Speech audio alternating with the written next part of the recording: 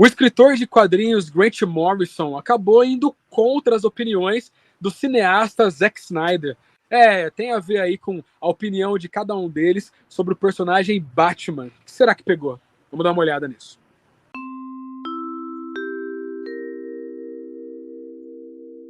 Grant Morrison, cara, praticamente já um dinossauro aí dentro dos quadrinhos, né? Escritor aí que já fez muita obra, ele tem muita obra famosa, muita coisa que bombou. É o escritor do Asilo Arkham, né? Falando só em termos de Batman, ele fez muito mais. Mas só em termos de Batman, nos anos 2000, ele escreveu, sabe, um run enorme dentro do personagem. Fora do Batman, ele é o cara que escreveu Homem-Animal para Vertigo. Cara, tem muita coisa clássica, né, desse roteirista, desse escritor. E ele veio a público fazer uma crítica ao Zack Snyder.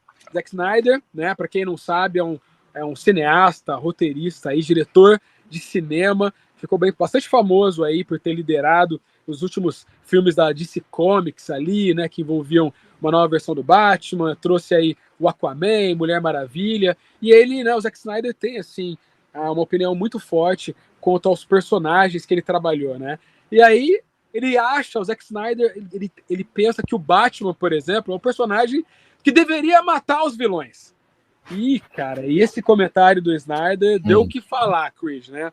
O Morrison foi o primeiro a vir à tona aí, ele discordou totalmente desse pensamento aí pro Batman.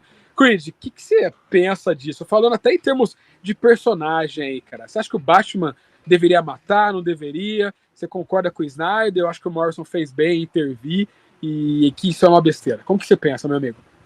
Cara, outro dia a gente estava falando justamente isso na lojinha. Para quem não sabe, sabadão, muitos sábados são dias de a galera se reunir e ficar trocando ideia nerd lá, né? E eu defendi esse posicionamento, não matar todos, não chegar, tipo, trucidando, que nem o Batman do Snyder fazia, né? Mas ter um pouco mais de ação decisiva e definitiva contra os vilões mais hediondos. Porque eu penso o seguinte, ó, se o Asilo Arkham e a cadeia, qualquer coisa, Blackgate, qualquer espaço prisional lá de Gotham e região, conseguisse manter, por exemplo, um Coringa preso numa boa, ok, não precisava matar o cara. Só que é sempre isso, prende, o cara escape e chacina, prende, o cara escape e chacina. Nesse caso, a matemática é simples. É melhor um Coringa morto do que 200, 300 ou milhares. O Coringa matou muita gente já, né? Se fosse somar tudo, né? Se alguém fizesse a loucura de somar tudo, é muita gente morta. Além dos prejuízos que ele deu ao próprio Batman, a família Batman, né? Que a gente fala Bat-família, Bárbara Gordon, Jason Todd, etc. Então, a meu ver, o Batman ou deveria começar a ser mais truculento e matar os vilões mais severos dele, ou criar, e aí eu tenho até uma ideia para um gibi aí, quem sabe um dia, né? Um sonho utópico, que o Batman criasse a prisão dele. Ou seja, que ele, porque daí com as técnicas que ele tem, poderia criar um sistema prisional para esses casos mais severos, né? Eu não discordo do Snyder, eu acho que realmente é a visão dele, eu acho que, por exemplo, quando você pega o que o Frank Miller fez com o Cavaleiro das Trevas, o Batman é o Batman poucas ideias. Quando ele vai pra cima do Coringa lá naquele último confronto, é pra matar mesmo, né? Porque já deu, falou, quantas mais pessoas eu vou deixar esse cara matar? Agora, o Morrison, nessa discussão dele aí, né, nessa brincadeira dele aí de redarguir o Snyder, eu gostei do que ele falou, porque daí eu já não tinha pensado desse lado. Isso que é legal quando o quadrinista entra na mente do cara, que é o seguinte, esse negócio de não matar não é só assim um codiguinho de ética e moral. Chega a ser uma psicose do Batman. Aí eu vou deixar você comentar, ou se você quiser ler o que ele falou, porque aí eu falei, putz, aí da hora, eu não peguei essa chave de leitura.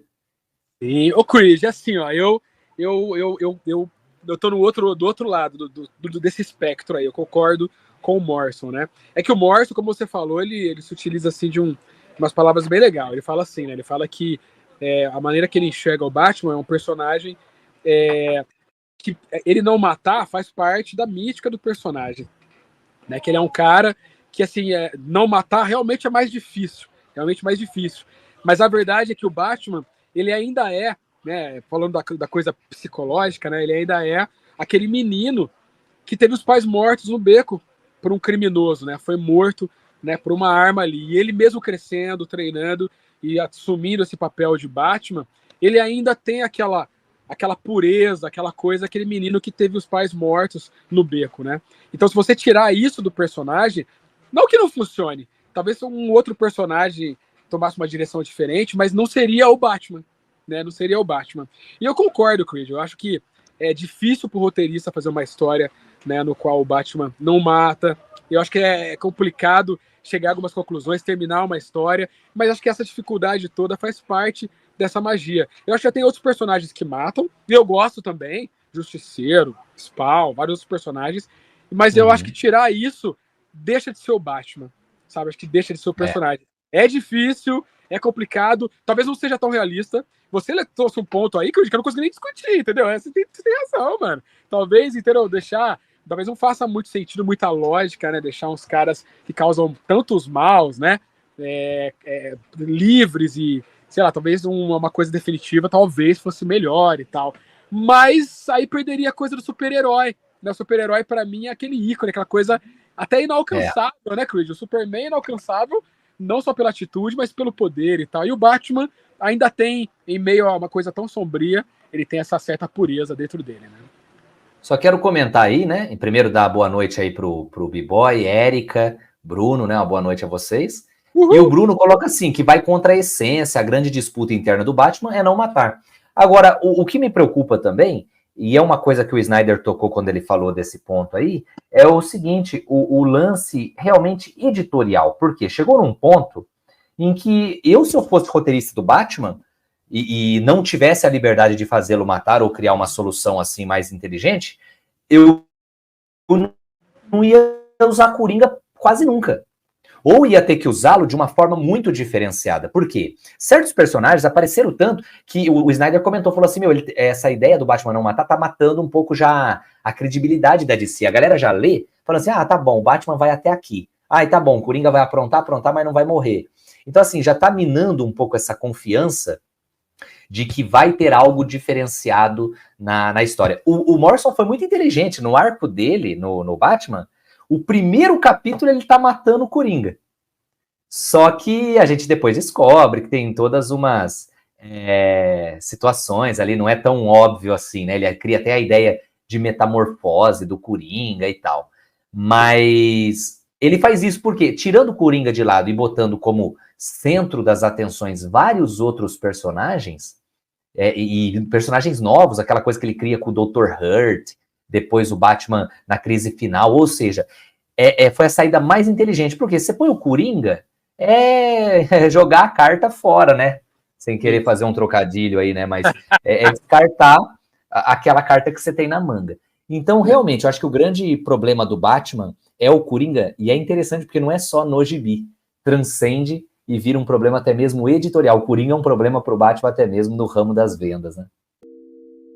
Hey, a Comic City é um projeto para levar o mundo fantástico até você, de maneiras cada vez mais legais. Você pode contribuir se você acredita e de quebra concorrer a prêmios toda semana no nosso Instagram.